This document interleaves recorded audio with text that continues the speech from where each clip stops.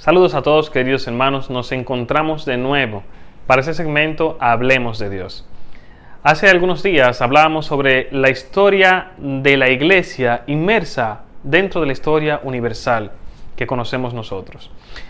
Hay un problema cuando hablamos a grandes rasgos sobre algo que es algo similar a cuando en matemáticas estamos redondeando, que vemos a grandes rasgos los números de la contabilidad, pero de forma específica la obviamos un poco. Así también nos pasó la semana pasada cuando hablábamos sobre esa iglesia universal, esa historia de la iglesia universal dentro de la iglesia, dentro de la historia universal, ¿no? Muy bien, ¿cuál es la cuestión? Ahora vamos a ir detallando cada una de esas etapas de las cuales hablamos la semana pasada. En total hablamos sobre 5 etapas del cristianismo. La primera, la de la época apostólica, luego de esto la época de los padres de la iglesia, luego de esta la época escolástica, luego la época moderna y por último la época contemporánea en la cual estamos inmersos. Hoy vamos a empezar a hablar sobre la época apostólica. La semana pasada dijimos que la época apostólica iba del año 0 al 100, pero eso nos pasó como en la matemática cuando redondeamos. No comienza en el año 0, sino en el año 30 de forma específica. ¿Por qué? Porque la época apostólica, como su nombre lo refiere, trata sobre los apóstoles. Y los apóstoles, su elección, según tenemos entendidos por los evangelios, es en el año 30 después de Cristo, ¿no?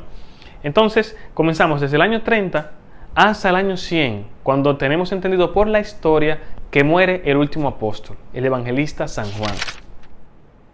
Esta etapa es la conocida como la de los testigos de Jesús, o por decirlo de alguna manera, de aquellas personas que conocieron a Jesús directamente y transmitieron sus enseñanzas. En tercer lugar, vamos a ver también 2 cuerpos de escritos que existieron en ese tiempo, que se desarrollaron. El primero fue el cuerpo paulino de las cartas auténticas. Pablo escribió 13 cartas. De esas cartas hay 7 que se consideran totalmente auténticas. ¿Por qué? Porque se certifica que San Pablo las escribió, o por lo menos se las dictó a un escribiente. Y en segundo lugar, la segunda característica fue que se escribieron 20 o 25 años después de la existencia de Cristo. Son los escritos más antiguos del Antiguo Testamento, acompañados también de los Hechos de los Apóstoles.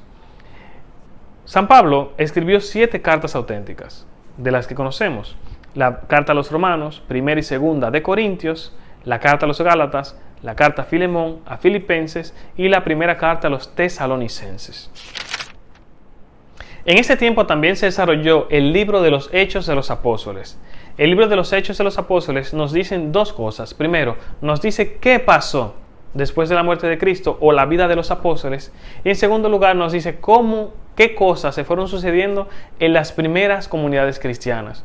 También nos habla de San Pablo, que después de ser un perseguidor de la iglesia, pasó a ser un fiel apóstol de Cristo.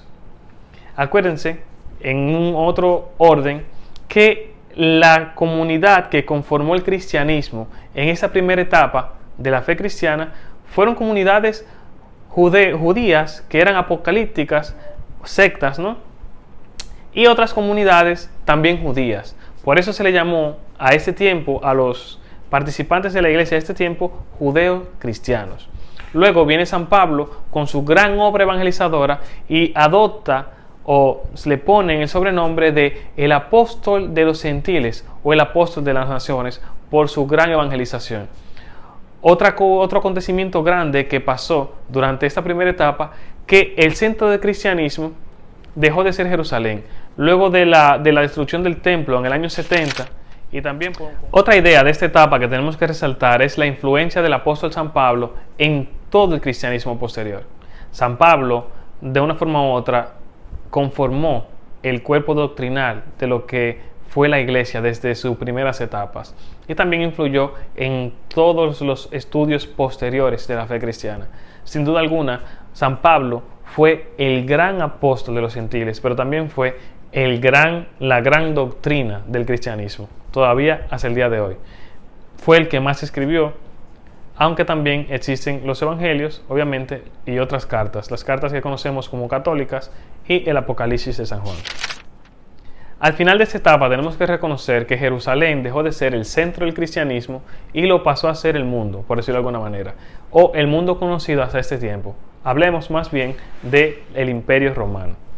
Jerusalén deja de ser el centro del cristianismo y el cristianismo se expande a otros lugares conocidos inmersos dentro del Imperio Romano, podríamos decirlo.